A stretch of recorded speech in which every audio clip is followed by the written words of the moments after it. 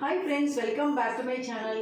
இன்றைக்கி recipe veg noodles பண்ண போகிறேன். ரெஸ்டாரண்ட் ஸ்டைலில் நான் எப்படி பண்ணுறேங்கிறத காட்டுறேன். வாங்க வீடியோக்குள்ளே போகலாம். இதுக்கு தேவையான பொருட்கள் என்னென்னு பார்க்கலாம். நான் வந்து நூடுல்ஸ் ஒரு பேக்கெட் வச்சுட்டுருக்கேன்.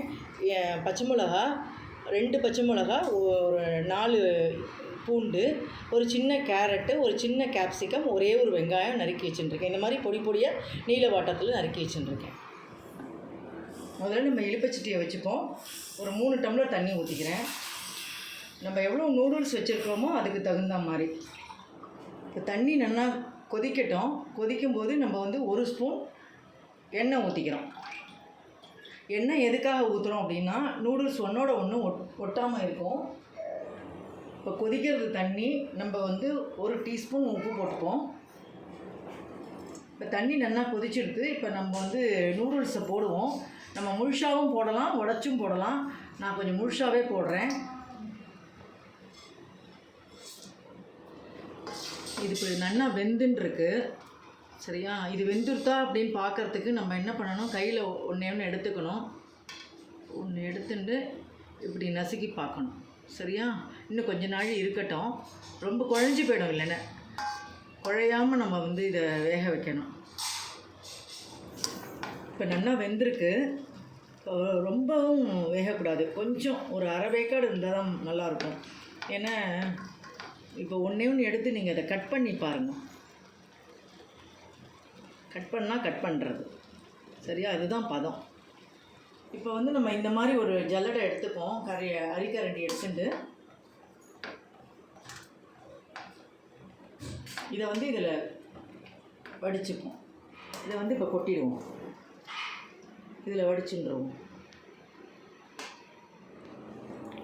இந்த மாதிரி நல்லா வடிச்சுடணும். வடிச்சுட்டு ஒரு தட்டு ஒன்று எடுத்துக்கணும். எடுத்துட்டு இதை நம்ம ஆற வச்சிடலாம். தண்ணியை நம்ம வடிச்சிட்டோம் இல்லையா? ஸோ இப்போ வந்து சில் வாட்டர் எடுத்து இதை நம்ம அலசணும். நல்லா ஒன்றுக்கு ஒன்று ஒட்டாது. அப்போ தான் சில் வாட்டரில் இதை அலசிடணும். நல்லா சில் வாட்டரில் அலசிட்டோன்னே இந்த மாதிரி நம்ம ஒரு தட்டு எடுத்துட்டு இதை வந்து நம்ம கொஞ்சம் ஃப்ரீயாக விட்டுடணும். கொஞ்சம் நாள் நல்லா இந்த மாதிரி பரப்பி விட்டுடணும். அது கொஞ்சம் ஆறட்டும். அதுக்குள்ளேயே நம்ம வந்து வெஜிடபிள்ஸ் ரெடி பண்ணிக்கலாம். இப்போ நம்ம வந்து 1 டேபிள் ஸ்பூன் எண்ணெய் ஊற்றிக்கலாம். எண்ணெய் நல்லா கொதித்ததும் முதல்ல பச்சை மிளகாய் நம்ம போட்டுப்போம். அடுத்தது பூண்டு போட்டுப்போம். இதை கொஞ்சம் நம்ம ஃப்ரை பண்ணிப்போம். கொஞ்சம் பச்சை வாசனை போகணும். ஃப்ரை பண்ணிக்கலாம். அடுத்தது நம்ம வந்து ஆனியன் நறுக்கி வச்சுருந்தோம் இல்லையா, அதை போட்டுப்போம்.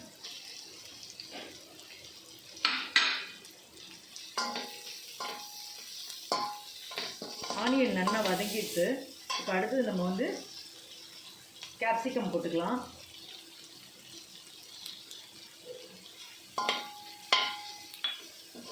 நம்ம வந்து இந்த வெஜிடபிள்ஸ் நறுக்கிறதுல தான் இருக்கும். இந்த மாதிரி ஒல்லியாக அழகாக நறுக்கினா தான் நல்லாயிருக்கும். அடுத்தது நம்ம கேரட்டை போட்டுக்கலாம். வதக்கிப்போம். இப்போ அடுப்பை வந்து சிம்மிலே வச்சுப்போம். ஏன்னா வந்து ரொம்ப வதங்கப்படாது. காய்கறி வந்து ரொம்ப வதங்கப்படாது. நூடுல்ஸுக்கு எப்போதுமே கொஞ்சம் பொறுமையாக வதக்கணும். அப்போ தான் வந்து பார்க்க அழகாக இருக்கும். ரொம்ப வெந்து போச்சுன்னா நல்லா இருக்காது. இது வதங்கினாலும்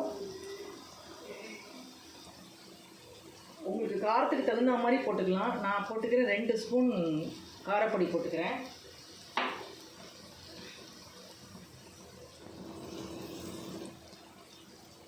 ஒரு ஸ்பூன் காஷ்மீரி சில்லி பவுடர் போட்டுக்கிறேன்.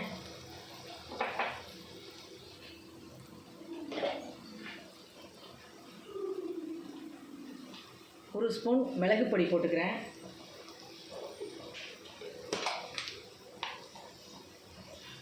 கரம் மசாலா 1 ஸ்பூன்.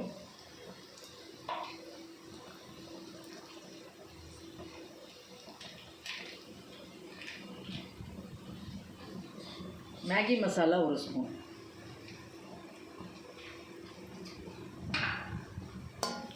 இதெல்லாம் நம்ம வதக்கிக்கலாம். நல்லா ஒரு தடவை அந்த பச்சை வாசனை போகணும். அதை வதக்கிட்டு இப்போ நம்ம என்ன பண்ணணும், 1 spoon red chilli sauce, 1 spoon green chilli sauce, 1 spoon soya sauce நம்ம இப்போ கலந்துக்கிறோம்.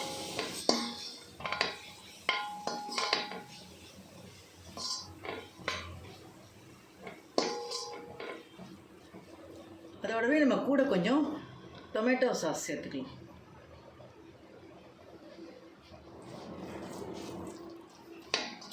இது நல்லா வதக்கி போட்ட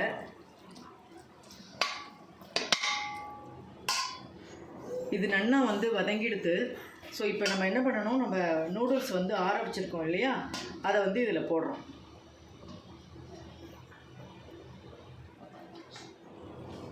இப்போ இது வந்து மெதுவாக கலந்து விட்டுக்கலாம்.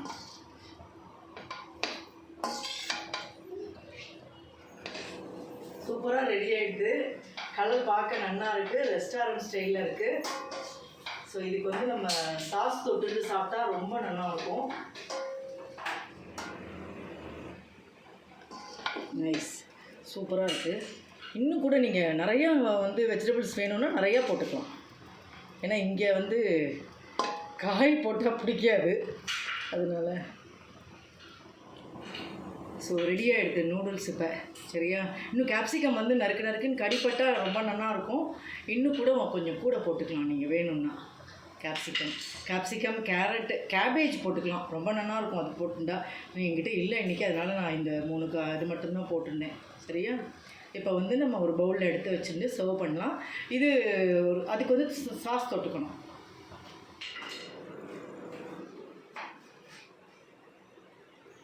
சுட சுட வெஜ் நூடுல்ஸ் ரெடி ஆகிட்டு. ஸோ நீங்கள் இந்த மாதிரி பண்ணி பாருங்கள். ரெஸ்டாரண்ட் ஸ்டைலில் இருக்குது, நல்ல வாசனையாக ரொம்ப நல்லா இருக்குது. இன்னும் வேணும்னா நீங்கள் கூட வெஜிடபிள்ஸ் போட்டுக்கலாம். ஸோ நான் வந்து டேஸ்ட் பண்ணுறேன். நான் பண்ணிவிட்டு டேஸ்ட் பண்ணலைன்னா நல்லா இருக்காதுல்ல.